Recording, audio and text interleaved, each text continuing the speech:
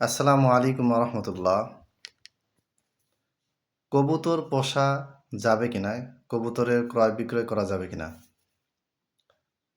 জবাব হচ্ছে যে কবুতর খাওয়া যাবে, কবুতর কেনা যাবে, কবুতর বিক্রি করা যাবে, কবুতর পোষা যাবে, সব কিছু করা যাবে। আর এই বিষয়ে সমস্ত আলেম ওলামার এজমা আছে, সবাই একমত যে যেই প্রাণী খাওয়া যায়, যেই পাখি যেই পশু খাওয়া যায়, হালাল বৈধ সেই পাখি পোষা যায়, সেই পশু পোষা যায়, কেনাবেচা করা যায়, কোনো অসুবিধা নেই। অতএব আহ, কবুতর আপনি পুষতে পারেন, কবুতর আপনি খেতে পারেন, কবুতর আপনি বিভিন্ন কাজে ব্যবহারও করতে পারেন। এখন আবু দাউদ মুসনাদে আহমদ বেশ কিছু কিতাবে কবুতরের ব্যাপারে কিছু নেতিবাচক মন্তব্য করা আছে। যেমন একটা হাদিসে বলা আছে যে এক লোক কবুতরের পিছনে ছুটছিল।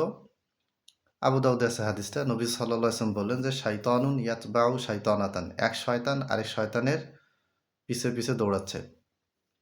তো এখান থেকে অনেকে ধারণা করেন যে আসলে কবুতর পোষা মনে হয় হারাম, বা কবুতর একটা শয়তান, আর কবুতরের পিছনে যারা ছোটে, যারা কবুতর পোষে লালন পালন করে, তারাও হারাম কাজ করছে। এটার অনেক ব্যাখ্যা আছে, সমস্ত ব্যাখ্যার সার নির্দেশ হচ্ছে এটা, মানে কবুতর ব্যবহার করা, পোষা, ক্রয় বিক্রয় হারাম মর্মে কোনো মারফু হাদিস পাওয়া যায় না। একটা হাদিস পাওয়া যায় অত্যন্ত দুর্বল। আর কিছু রওয়ায়াত আছে, ওই রওয়ায়াতগুলির সনদও খুব একটা শক্তিশালী না। তারপরেও দুই একটা রওয়ায়াতকে কিছু কিছু মুহাদ্দিস হাসান বলেছেন। একটু আগে যেটা বললাম আবু দাউদের এই রওয়ায়াতটা, এটাকে নাসিরউদ্দিন আলবানী রহিমাহুল্লাহ হাসান বলেছেন। তো আরও বেশ কিছু মুহাদ্দিস হাসান বলেছেন। মুসনাদে আহমদের মুহাক্কিকুন এটাকে সহি বলেছেন।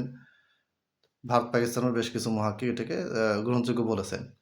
এখন যদি আমি সহি মেনে নেই, তাহলে কি এই হাদিস দ্বারা প্রমাণিত হয় যে কবুতর পোষা যাবে না, বা কবুতর যে পুষে সে শয়তান, কবুতর নিজে একটা শয়তান? না। সমস্ত এই হাদিসের সমস্ত ব্যাখ্যা বিশ্লেষণের সার কথা আমি বলে দিচ্ছি। সেটা হচ্ছে, বর্তমানে ড্রোন ক্যামেরা যেভাবে আমরা ব্যবহার করি, একটা সময় কবুতর এই ড্রোন ক্যামেরার মতো কাজ করত। কবুতর দিয়ে মানুষ কি করত? অন্যের বাড়ির ঘরের ভিতরে কি আছে না আছে, গোপনীয়তা সব কিছু জানার চেষ্টা করত। ১ নাম্বার, এটা হারাম কাজ। ২ নাম্বার, ব্ল্যাক ম্যাজিকের ক্ষেত্রে কবুতর অনেকে ব্যবহার করে। জাদু তো কুফরি, ২ নম্বর পয়েন্ট। ৩ নম্বর পয়েন্ট, যে কবুতরের মাধ্যমে গুপ্তচর বৃত্তি করা, বিভিন্ন রকম আজেবাজে কাজে কবুতর ব্যবহার করা হতো।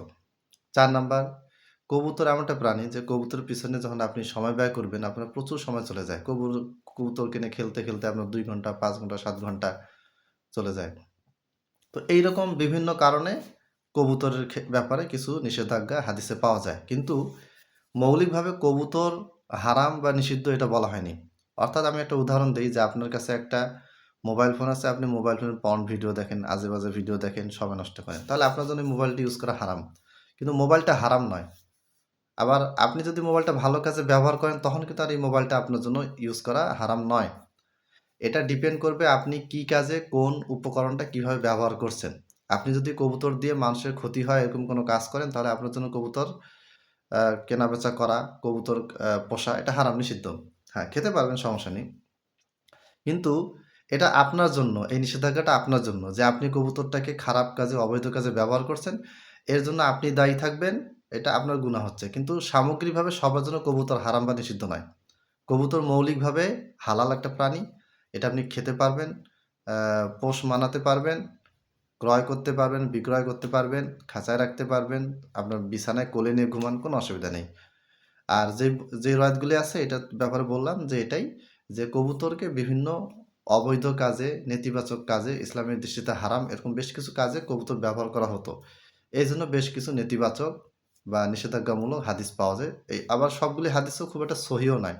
আমি সহি মনে করে বলতেছি যে সবগুলি হাদিস যদি সহিও হয়, যে কবুতর ব্যবহার ক্ষেত্রে নবী সাল্লাল্লাহু আলাইহি ওয়াসাল্লাম বেশ কিছু কড়া কথা বলেছেন, এগুলি সবগুলি রওয়ায়াত যদি সহিও হয়, তাহলে যারা সহি মেনে নিয়েছেন তাদের সবারই ব্যাখ্যা এটাই, সবাই গবেষণা ইজতেহাদ করে এটাই বলেছেন যে আসলে কবুতর বিভিন্ন নেতিবাচক কাজে ব্যবহার হওয়ার কারণে এইরকম কঠোর বাণী হাদিসে বর্ণিত হয়েছে। অতএব আপনারা যারা কবুতর জাস্ট পোষার জন্য, খাওয়ার জন্য বা ব্যবসার জন্য যদি রাখেন, এটা রাখতে পারবেন, কোনো অসুবিধা নেই।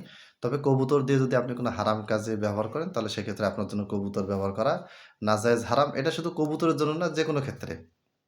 আপনি মনে করেন একটা গ্লাস আছে আপনার কাছে, গ্লাসটা দিয়ে আপনি মদ পান করেন। তো এটা হারাম নিষিদ্ধ, মদ পান করা নিষিদ্ধ। কিন্তু গ্লাসটা নিষিদ্ধ না। এখন আপনি যদি গ্লাসটা দিয়ে যদি আজকে মদ পান করেন তাহলে গুনাহ হবে। কালকে যদি আপনি দুধ পান করেন তাহলে গুনাহ হবে না। আপনি যদি বিসমিল্লাহ বলে যে দুধ পান করেন, আবার আলহামদুলিল্লাহ বলেন, তাহলে আপনার কি হলো? সওয়াব হলো, নেকি হলো।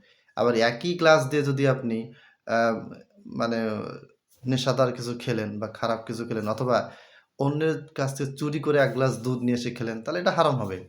এটা ডিপেন্ড করতেছে আপনার আচরণ, ব্যবহার, আপনার নিয়তের উপরে। আশা করি বুঝতে পেরেছেন যে কবুতর ব্যবহার করা, ক্রয়-বিক্রয় করা, কেনা-বেচা, খাওয়া, পোষা সবকিছু হালাল। এতে কোনো সন্দেহ নেই। আলেম ওলামাদের ভিতরে এ নিয়ে কোনো দ্বিমত নেই। আসসালামু আলাইকুম ওয়া রাহমাতুল্লাহ।